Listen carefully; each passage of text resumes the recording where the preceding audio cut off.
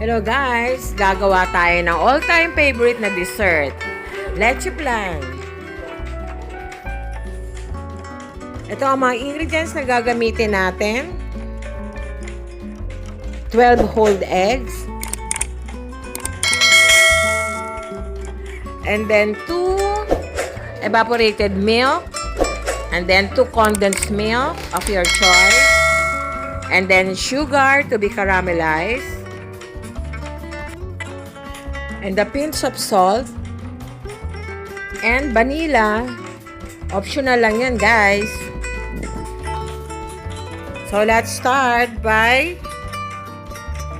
putting our evaporated milk sa ating eggs.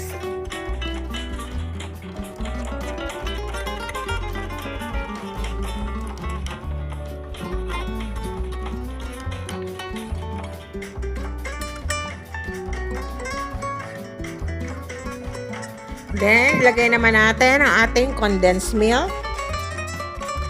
So, I have said, ang ating mga milk ay according to our choice. So, let's mix them all together using a whisker.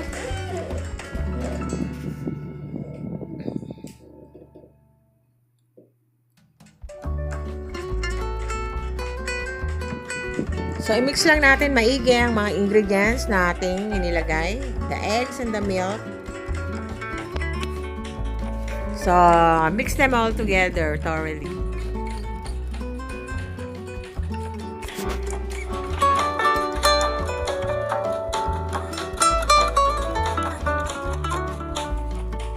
So, mix them until smooth. Then, mag-add tayo ng vanilla. Mga 2 teaspoon. Ayan, pampabango ang ating vanilla. As I have said, optional lang siya, guys.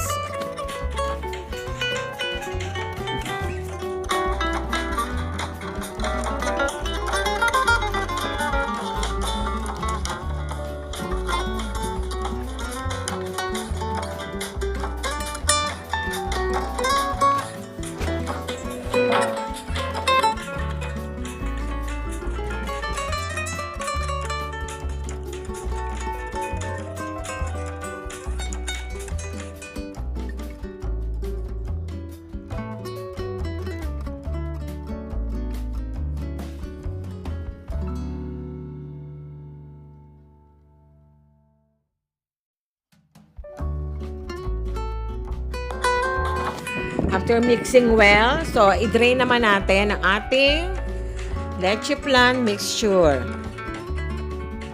2 times natin siya ilagay sa ating strainer para smooth ang outcome or texture ng ating leche flan.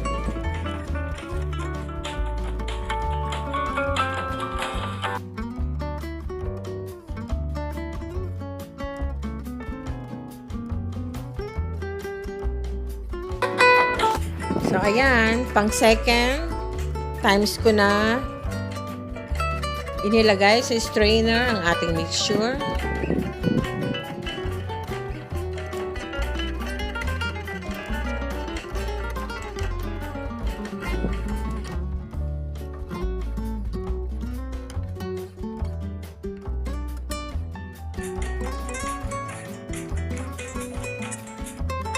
Set aside muna natin ang ating leche flan mixture for a while.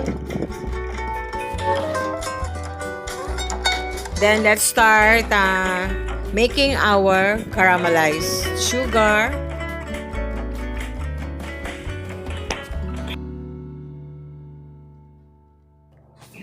Then, let's start putting sugar on our lanera. Depende sa tamis na gusto natin. For me, ayoko masyadong matamis. So, 1 tablespoon po lang each lanera. Let's start caramelizing our sugar on a slow heat.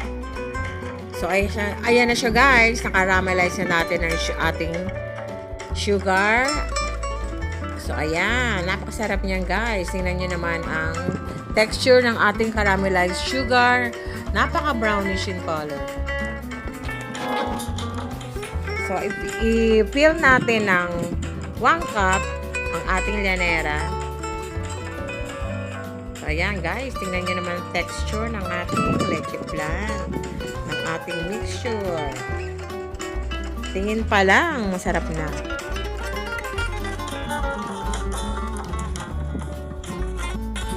So, let's put our aluminum foil sa ating leche flan mixture.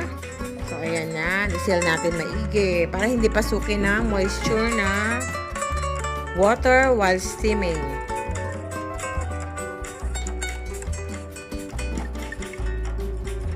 So, ayan guys. Ready for steaming na ang ating leche flan. So, ayan guys. Sinalang na natin. But wait for a while. Pakita ko lang sa inyo. Yung tubig na gamitin natin, konti lang siya. Around 1/4 lang ng ating steamer. And then, ang pag-boil niya, pinong-pino lang ang bula. Hindi siya masyadong totally boiled. So, once na may makita natin, bumubula-bula na ng konti. Ayan, ilagay na natin ang ating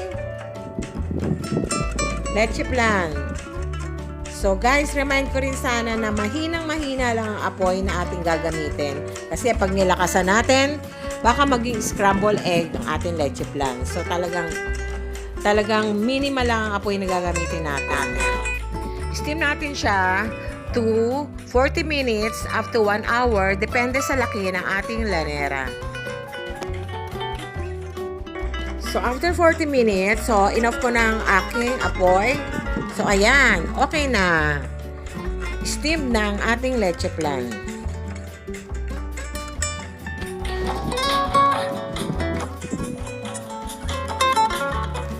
And then, open na natin ating steamer. Ayan na guys. Excited na ba kayo? So, ayan. So, tingnan natin ang ating leche flan. So, ayan guys, medyo mainit pa yan. So, sample tayo ng isa, pero papalamigin muna natin siya for at least 30 minutes. So, ayan. So, ayan guys, kita nyo naman. Ready na yung ating dessert. All-time favorite leche flan na dessert. For all kinds of party. Guys, magugustuhan niya ng inyong mga chikiting. So mahilig sa mga dessert dyan. For me, kayang-kaya ko ubusin na sa llanera na yan. Lalo na kung tamang-tama lang ang tamis niya. So, ayan guys. Ready na ba kayo? Tikman ang ating leche flan. So, I have said, medyo i-cool muna natin siya for a while or better na i-wrap muna natin siya for at least 6 hours para mas talagang andun yung smoothness ng kanyang texture at creaminess. So, ayan. Ready for tasting na tayo, guys. The most favorite part of my vlog. Ayan, guys. Nakita niyo naman yung kulay. Napaka-appetizing at ang bango niya because of the vanilla. Napaka mouth-watery. So, ayan guys. Pwede rin toppings siya sa halo-halo. Leche flan, guys. Ang favorite toppings sa halo-halo. So, ayan guys. Tama-tama lang ang tamis niyan. Depende sa inyo talaga. Kung gusto nyo tamisan pa, mag-add kayo ng more sugar. So, thanks guys for watching. Ako, baka maubos ko na itong aking leche flan. Ang dami pa nag-aantay. Gusto nang makatikim nito. Nandiyan lang sila sa likuran ko. O sige guys, thanks for watching. See you on my next vlog. And I hope you do try to make this leche flan. Makakamenos pa kayo. Bisa mag-order kayo. Again, thanks for watching. See you soon.